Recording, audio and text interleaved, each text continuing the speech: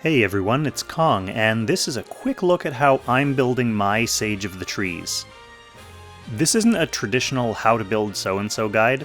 I'm not going to go into crazy levels of detail about all the options you have for building him out. You know that's not my style. Some people love to spend a lot of time theory crafting and optimizing, and that's cool. But some people just want to have a quick peek and just make sure their pants aren't on upside down. So I'm just going to go over the decisions I made when setting up my own Sage. If you like them, awesome, go ahead and like this damn video. If not, awesome, let me know in the comments what you're doing differently and we'll have a civilized discussion about it. So from the top, first we have his skills. His 3-cost skill, Wave Whisper, is non-negotiable. It has his aura built in, which reduces incoming crit rate by 30%, which is awesome. It also does a nice healthy line AoE that displaces enemies and splashes his tree sap all over the ground. And this is why we're using him, so we definitely want this skill. The rest of his slots are a little more flexible, and they depend on your Sage philosophy, and what you need in your team. If I really need the Mythical Realm faction buff, and I haven't deployed anyone else who can carry the burden, like Gizaroth or Sophia, then I can run that in his 2C slot. Otherwise, I try to bring Light Array, which is another tree sap wall skill with a nice quick cooldown. It's awesome to have the freedom and flexibility to throw this and his 3C down in front of enemy flyers and horsies whenever you need them. At first glance, Indomitable seems like an obvious choice for his 1C slot because self-reviving is just awesome, but Lightning is also a strong, viable choice because it can do a lot of damage and has a quick cooldown. Personally, I want my Sage to be as annoying and meddlesome as possible. I'm not usually running him as a brawler, but I'll switch between these depending on what I think I'm going to need. So next, his class. And his class enchants are pretty straightforward, jacked up, int, and bulk. He has a mage path and a holy path, and stat-wise they're very similar. They have the same max int anyway, which is the main thing that matters, so the main differences between them are going to be your gear choices and your heart bond effects.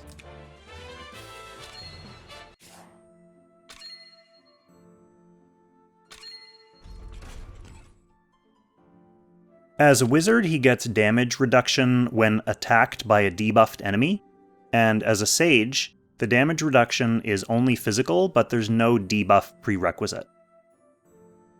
As a wizard, he deals extra damage to enemies with a lower HP percentage, and as a sage, he deals extra damage whenever he's above 80%. These are quite close, and remember, his primary mission isn't to deal big damage, but to be annoying to his enemies and supportive to his allies. So I think the main difference is going to be, as a wizard, he's not extra vulnerable to the extremely common Judge Talisman Ares.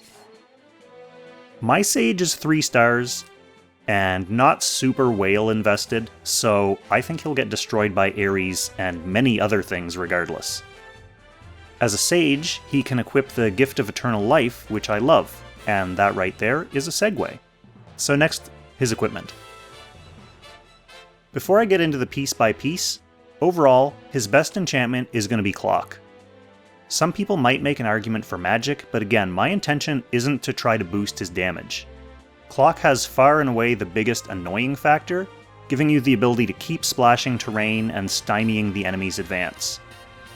If you're really low on clock stock, you could consider something else more support-oriented like Tree of Life, or even go for Thorns memes. Anyway, for his weapon, I do like Gift of Eternal Life. Having an extra little heal up his sleeve for the team makes him more well-rounded. Miracle Staff is also a good option, since he's going to be splashing multiple enemies with AoEs fairly often, and you get the additional annoyingness of random debuffs. For his armor, Tenyo's Robe is always a solid pick. Again, with built-in annoying factor, I know a lot of people like Death's Robe to try to help shore him up against assassins, since its 40% crit reduction stacks with his aura and his arena enchant, and that's a fine choice as well. For his helm, it's really hard to argue against the Tenyo's headdress with its potentially game-winning random buffs. Since he likes to hang back with my team and keep enemies at arm's length, it suits his role for me. If you don't have any spare Tenyos, then Soul Stealer Headdress is also an option. He has a lot of pretty viable options for his accessory slot. I have Vidar's Rose on him right now in a continuing theme of pestering enemies with AoEs, but I'm not exactly married to it. He would also work well with a Swordsmith's Medal. You could put a Holy Arc or a Dropnir on him for damage reflection, making him a more annoying target. You could also use Divine Boots to help increase his bulk and give him extra positioning freedom to splash the perfect, precise tiles. Holy Ring is another decent option to give him some extra int alongside the silence immunity. And another good choice would be the Dimensional Jewel, because it helps speed up his light array and his lightning cooldowns.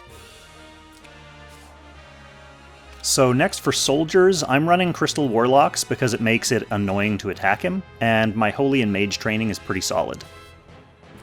If you have Trents and Lancers built up for some reason, then they could be a good option for him as well, but I think these little fellas are his best overall, and I'm happy to keep them on him 24/7.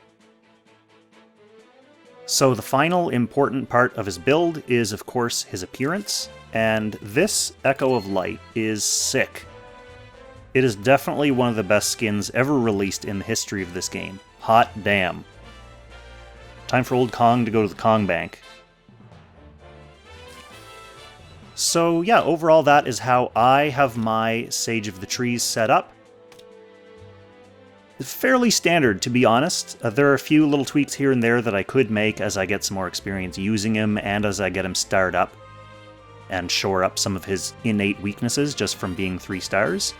But overall, I think he fits in pretty much any team like this, and I'm really enjoying him as a character, so I'm glad that I put 300 summons into getting him. So yeah, like I said at the top of this video, hopefully this is helpful to someone who just wants to duck in and see what's going on with the Sage here. If you have any really clashing opinions, or if something I said or showed you sticks out, go ahead and mention something in the comments and we'll have a little chat about it. But otherwise, yeah, hopefully this was helpful, and hopefully you're all enjoying the Sage of the Trees as much as I am. Thanks for watching, everyone, take care, and I'll catch you in the next one. Happy languishing.